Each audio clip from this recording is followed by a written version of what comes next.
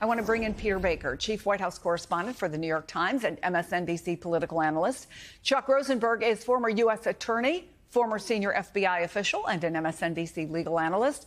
With me here in studio, former Washington Post national columnist Philip Bump, and Michael Hardaway is former communications director and spokesman for House Minority Leader Hakeem Jeffries. Okay, let's start with the law, Chuck. Gabbard says the information she's put out amounts to, and these are her words, new evidence of the most egregious weaponization and politicization of intelligence in American history. Is that what you see? Well, good for her, Chris. I mean, waving a document in front of a television camera doesn't make it authentic or valid or truthful or accurate. And this may sound incredibly quaint, but if you actually want to charge someone with a crime, try them and convict them, you need this pesky little thing called evidence. And evidence under the federal rules would have to be reliable, relevant, and admissible. So my way of thinking, a House committee report, whether authored by Democrats or Republicans, don't meet any of those standards, and I would discount it entirely. So, Philip, this is something the president has been promising for years, that pesky thing called evidence. And I want to play some of what we've heard over the years. Take a listen.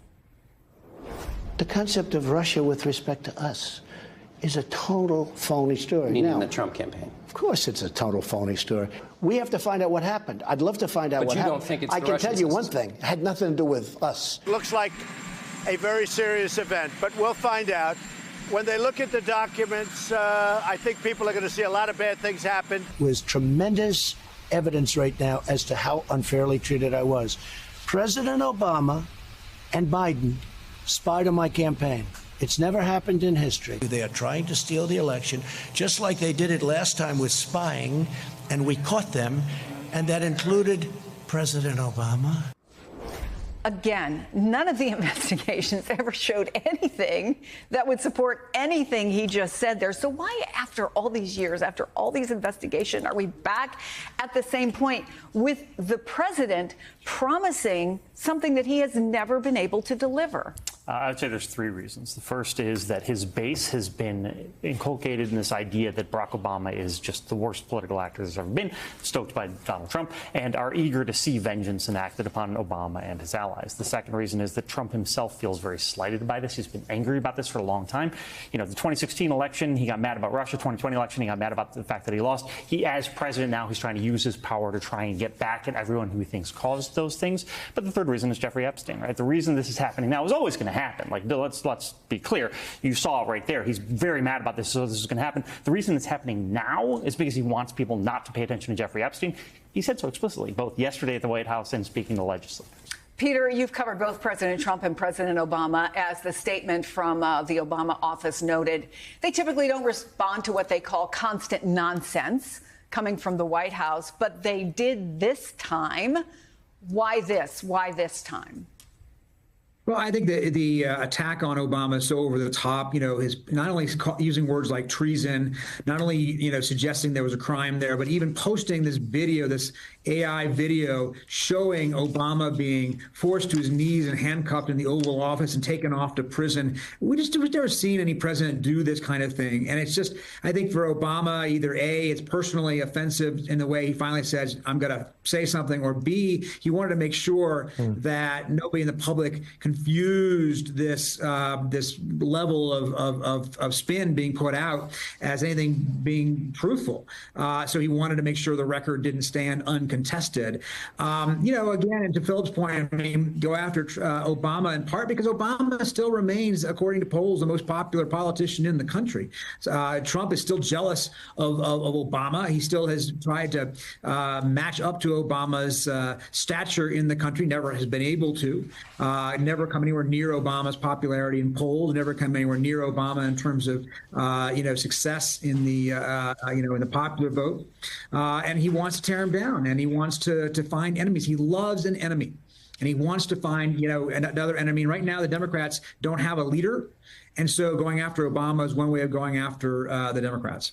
Yeah, and I'll add one more thing. When historians are asked about best and worst presidents, Donald Trump has never come anywhere near Barack Obama. Michael, the Democratic California Congressman Pete Aguilar told NBC News, reflecting what we just heard, quote, they'll release anything if it buys them another day or two not to talk about Epstein or get the angry mob to talk about Epstein.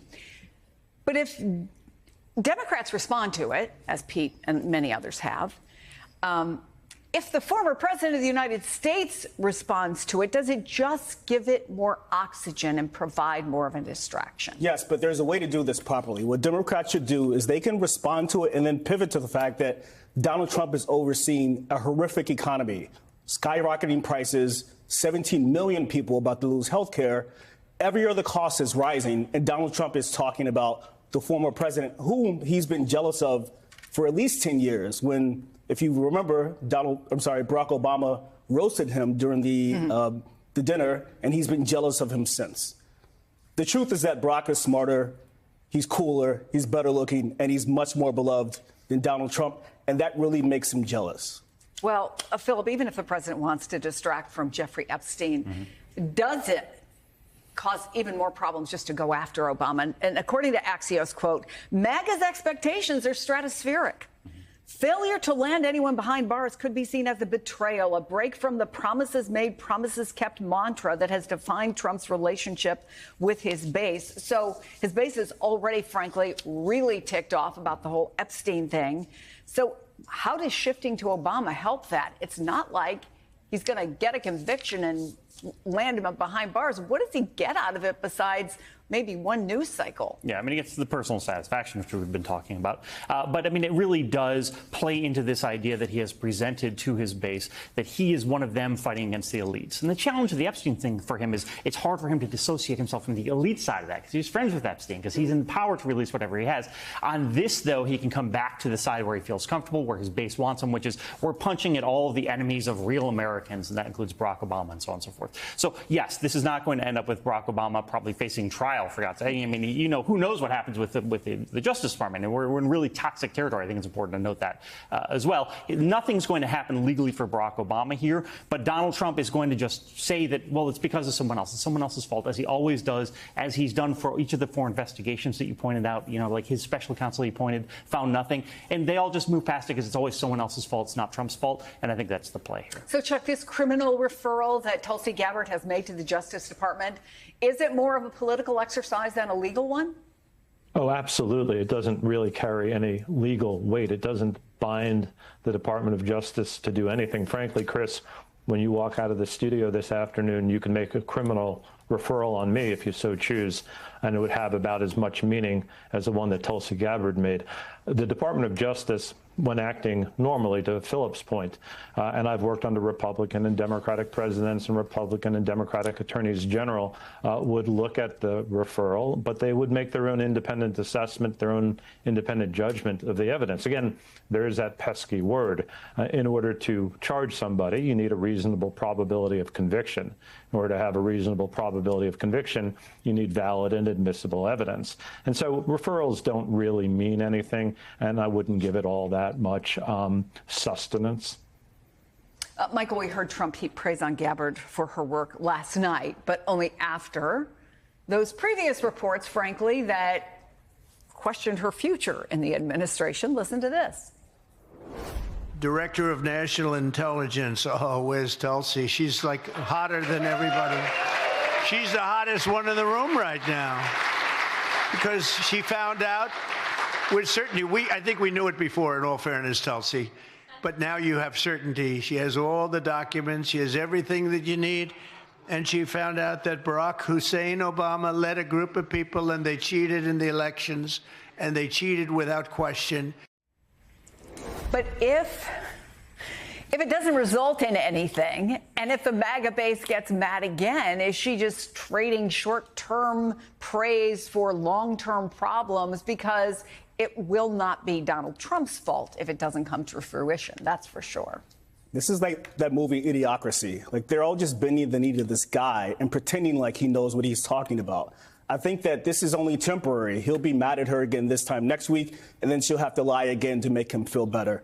This is no way to operate for any government, much less the U.S. government, much less the person in charge of national intelligence in this country. Well, talking about the way to operate, Peter, this is another example of the federal government using time and taxpayer money and manpower to investigate things that have already been investigated.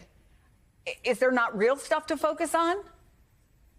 Yeah, lots of stuff to focus on, of course. But you're right. I mean, look, this has been an obsession of his for a long time. And if there had been any there, presumably they would have found it in the 4 years they had after Obama left office, and they didn't. There were critiques of how the investigation was handled in terms of using the Steele dossier in some warrants for the FISA court and so forth. Those were addressed and certainly of concern to a lot of people. But the broader conspiracy that Trump is alleging here has never had any foundation. Remember, Trump has been predicating his political career since the beginning on spreading lies about Barack Obama. This is not new. He started on the national stage in a way by saying that Barack Obama was not born in the United States when he knew that wasn't true. He said he sent investigators to Hawaii to find it out, which he never did. And only eventually in 2016 did he finally admit that, yes, Obama was in fact born in the United States. So he is willing to say and do all kinds of things. And the only person who actually tried to overturn an election in recent years, who was president of the United States,